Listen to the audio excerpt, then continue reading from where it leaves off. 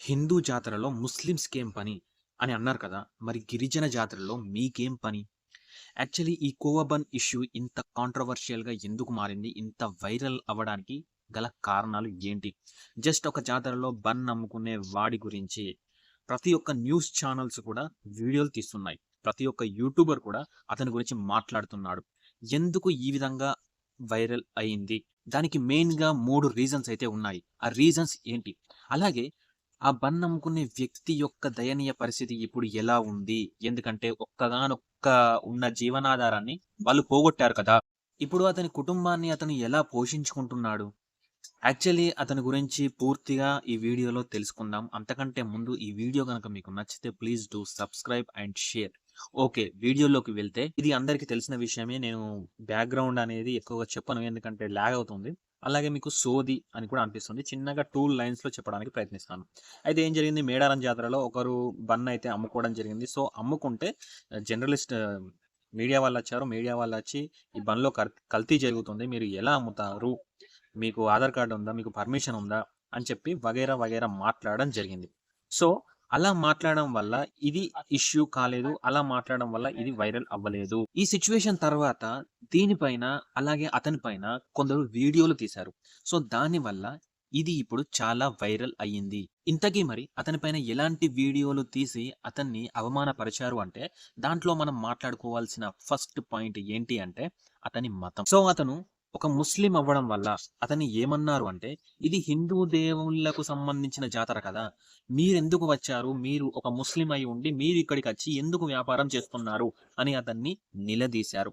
అలా నిలదీయడమే కాదు, ఇంకా వాళ్ళు ఏమన్నారు అంటే, తెలంగాణ గవర్నమెంట్ ముస్లింలకి పర్మిషన్ ఇవ్వలేదు. హిందూ దేవుళ్ళ జాతరలకు వచ్చి మీరు వ్యాపారం చేసుకోవాలని చెప్పి తెలంగాణ గవర్నమెంట్ మీకు పర్మిషన్ ఇవ్వలేదు. సో, మీరు ఎలా వచ్చారు అని చెప్పి తేజస్విని అనే ఒక ఆవిడుంటది. తేజస్విని మీడియాకి సంబంధించి.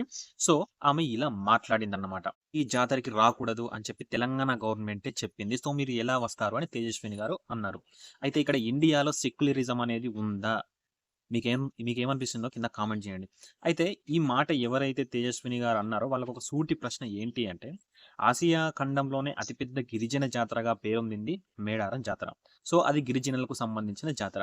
అయితే గిరిజనులకు సంబంధించిన జాతరకి మీరెందుకు వెళ్లారు అంటే మీ దగ్గర సమాధానం ఉండదు. అంటే సోషల్ మీడియాలో వైరల్ అవ్వడానికి ఎంత మాటనైనా మాట్లాడతారన్నమాట. ఇప్పుడు ఈ విషయం మీద చాలామంది హిందువులు అతనికి సపోర్ట్‌గా మాట్లాడారు. చాలా సంతోషం. చాలా సంతోషకరమైన విషయం. కానీ ఇక్కడ హిందూ దేవాలయాలపై దాడులు జరిగినప్పుడు ఏ ఒక్క ముస్లిం కూడా ఎందుకు మాట్లాడలేదు.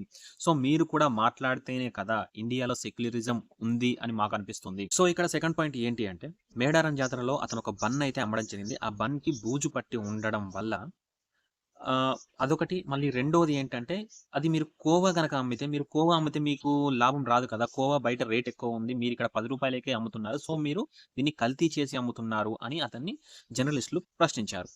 అయితే ఇక్కడ అతన్ని ఏమన్నారు అంటే, మీకు ఇది మీరు కల్తీ చేసి అమ్ముతున్నారు. ఇది మీరు పిల్లల్ని చంపేస్తున్నారు. ఒక రకంగా చెప్పాలంటే ఇదొక పాయిజన్. మీరు దీన్ని ఎలా అమ్ముతారు? మీకు పర్మిషన్ ఎవరిచ్చారు? మీకు ఆధార్ కార్డ్ ఉందా? అని అతన్ని నిలదీయడం జరిగింది. ఏంటి? మొఖంలో మైక్ పెట్టి ఇష్టం వచ్చినట్లు మాట్లాడడం జరిగింది.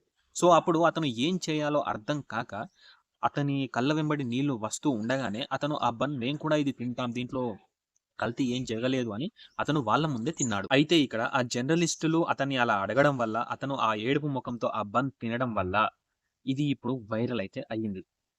అలా అతను ఏడుపు మొఖంతో అతను ఆ బన్ తినేసరికి అతన్ని సపోర్ట్ చేయడానికి చాలా మంది బయటికి వచ్చారు కూడా. ఎలా అంటే తిరిగి జర్నలిస్టులని క్వెషన్ చేసే అంతలా తిరగబడ్డారు.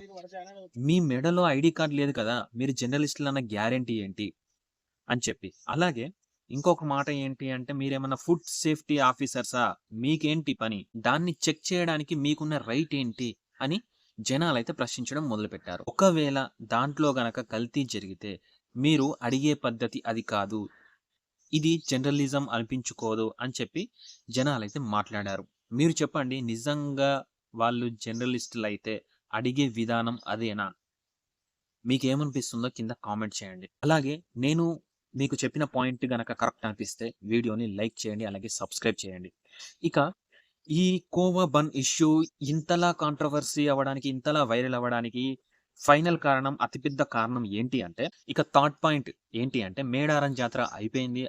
కోవా బన్ అమ్మే వ్యక్తి కూడా ఇంటికి వెళ్ళిపోయాడు. ఇంటికి వెళ్ళిపోయిన తర్వాత అతను ఏం చేశాడు అంటే, అతని ఆధార్ కార్డ్, అతని ఆధార్ కార్డ్‌ని చూపించాడు. అలాగే ఆ కోవా బన్‌ని ఎలా తయారు చేస్తారో చూపించారు. జస్ట్ అతను ఆ కోవా బన్‌లో షుగర్ అలాగే బొంబాయి రవ్వ ఉంటది కదా! అది వాడాడు. అలాగే ఈ కోవా బన్ తయారు చేయడానికి నాకు రూ. 9 ఖర్చవుతుంది. నేను బయట రూ. 10కు అమ్ముకుంటున్నాను. ఇక్కడ నాకు రూపాయి లాభం మాత్రమే వస్తుంది. సో, అందుకనే మేడారం జాతరలో ఎక్కువ మంది జనాలు ఉంటారు కాబట్టి నేను అక్కడికి వచ్చి ఇది అమ్మడం జరిగింది. అలాగే దీంట్లో నేను ఏమీ కల్తీ చేయలేదు అని చెప్పి తాను తిన్నాడు. అలాగే తన పిల్లలకు కూడా తినిపించాడు. తాను ఇదంతా చేసి చిన్న చిన్న షార్ట్స్‌ని యూట్యూబ్‌లో అయితే ఇప్పుడు పెట్టడం ద్వారా అవి చాలా వైరల్ అయ్యాయి. సో, అతనిపై ఒక ఎలిగేషన్ అయితే పడింది. ఆ ఎలిగేషన్ ఇది కాదు, నేను ఇది అని చెప్పి అతనైతే చూపించుకున్నాడు. సో, ఇప్పుడు ఆ కోవా బన్‌లో కల్తీ లేదు అన్న విషయం జనాలందరికీ అర్థమైంది.